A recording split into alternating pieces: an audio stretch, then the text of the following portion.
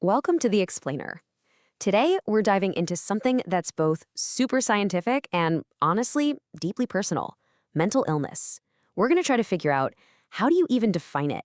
We'll look at a couple of really different examples: schizophrenia and anxiety, and then tackle some of the biggest questions that even the experts are still scratching their heads over.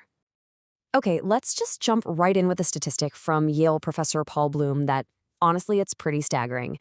Get this, according to one estimate, half, that's 1 out of every 2, college graduates in the US will at some point in their lives have a mental illness that's serious enough to need treatment. I mean, just let that sink in for a second. That number really hammers home the point that this isn't some abstract topic about other people. No way. It's a fundamental part of being human for so many of us, for our friends and for our families. So, okay, that leads to the big question, right? Where do we actually draw the line? What's the real difference between a mental illness and just being different? And you'll see, the answer is way trickier than you might think. All right, let's think about this. Picture a killer, someone who feels absolutely no remorse for what they've done. Is that person just bad?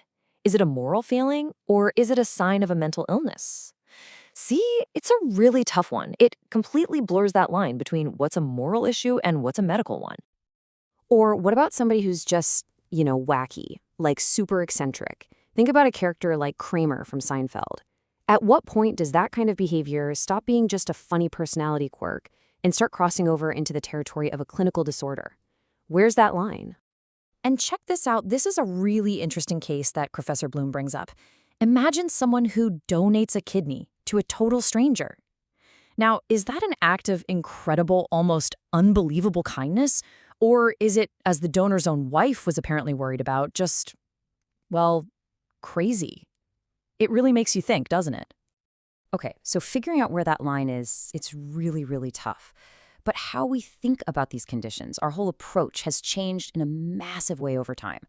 We've gone from some pretty old school ideas to a much more modern medical perspective.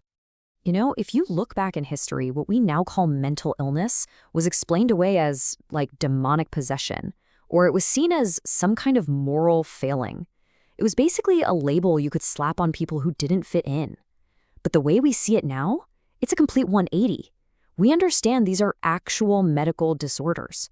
They're real illnesses that get in the way of a person's ability to live their life. And that right there, that's the whole ballgame. The modern view says these are real illnesses, just like cancer. They need understanding and treatment, not judgment. All right, so to really see what this medical view looks like in practice, let's zoom in on one of the most serious and, frankly, one of the most misunderstood disorders out there: schizophrenia. Now, it's actually not super common. It only affects about 1% of people worldwide.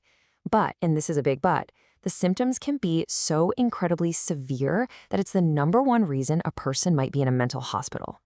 Okay, let's get one thing straight right off the bat, because this is a huge misconception. The name schizophrenia literally translates to split mind. But, and this is so important, it has absolutely nothing to do with split personalities. Nope. What it actually refers to is a split from reality. So what does that split look like? Well, 2 of the main symptoms are hallucinations and delusions. A hallucination is when you sense something that isn't really there, like hearing voices. A delusion, on the other hand, is a false belief. For instance, you might be absolutely convinced that the newspaper has secret-coded messages in it meant just for you.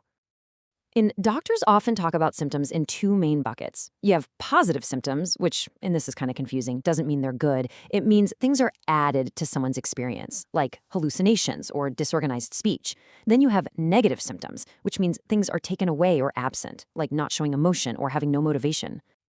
Okay, so that's a look at a very severe and pretty rare disorder.